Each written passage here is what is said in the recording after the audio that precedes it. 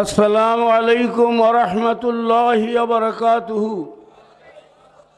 সবাই পড়ি ইন্না লিল্লাহি, সবাই বলি ইন্না লিল্লাহি ওয়া ইন্না ইলাইহি রাজিউন। সম্মানিত শহাদাদের কলিজার সন্তান সহ এলাকার ভক্তবৃন্দ, আমার দীর্ঘদিনের এক বিছানা এক স্টেজের সাথী,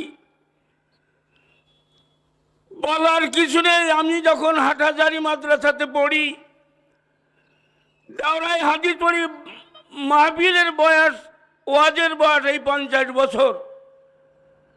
হাটহাজারী মাদ্রাসাতে পড়ি, বাড়িতে বেড়াতে এসে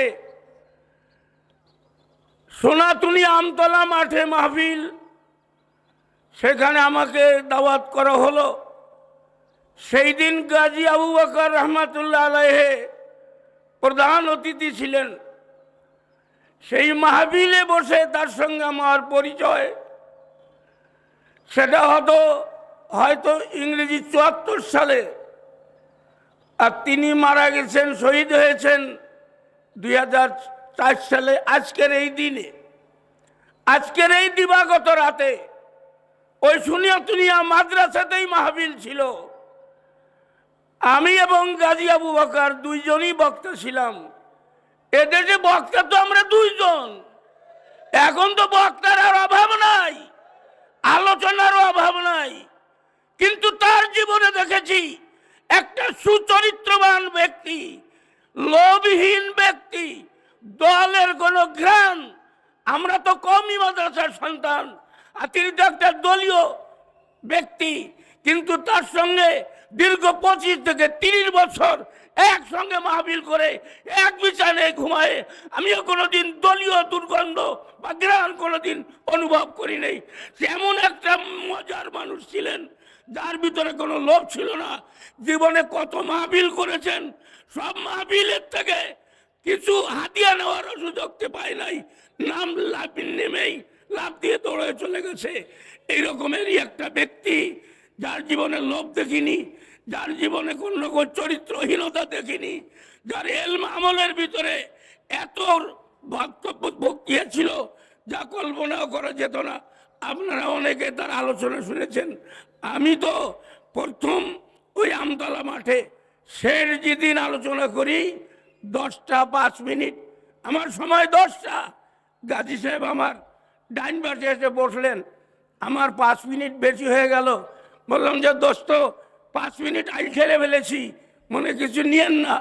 কিন্তু সেই দিন যে অ্যাবনর্মাল হয়ে গেছেন, মানুষ দুনিয়ার থেকে চলে যাওয়ার 40 দিন আগে যে তার জীবন সব কিছু ঢিলা হয়ে যায়, ওই দিন তার বাস্তব প্রকাশ হয়েছে। খুতবা পড়তে গিয়েও এলোমেলো হয়ে গেছে।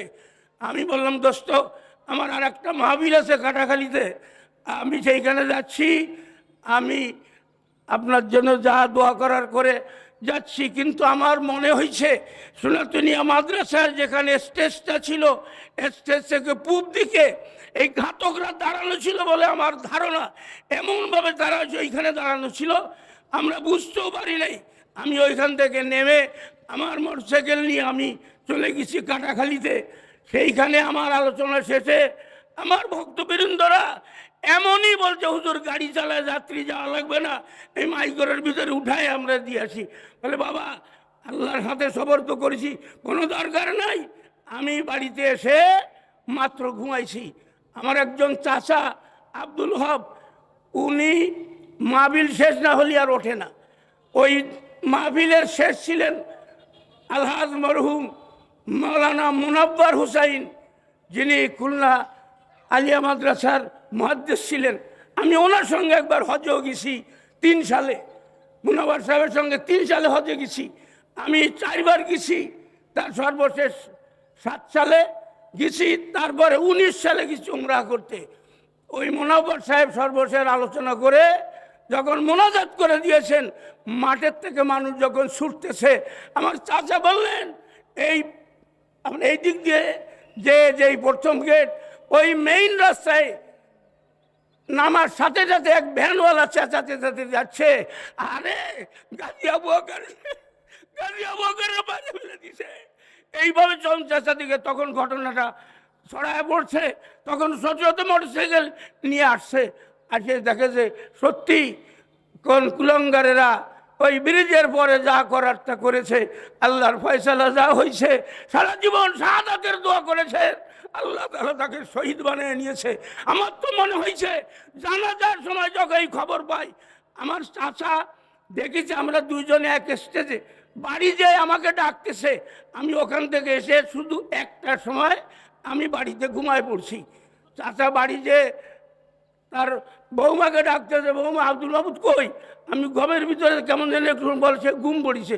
তাহলে আর ডাকার দরকার নেই, মনে করছে যে আমারও জীবনকে ওইভাবে চলে গেল।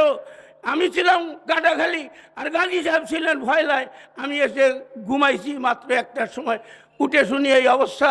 ছুটলাম বাগেরহাটে, কেবিআরের মাঠে দেখা হলো, ওনাদের সঙ্গে দেখা হয়ে সেখান থেকে ফিরে আসলাম।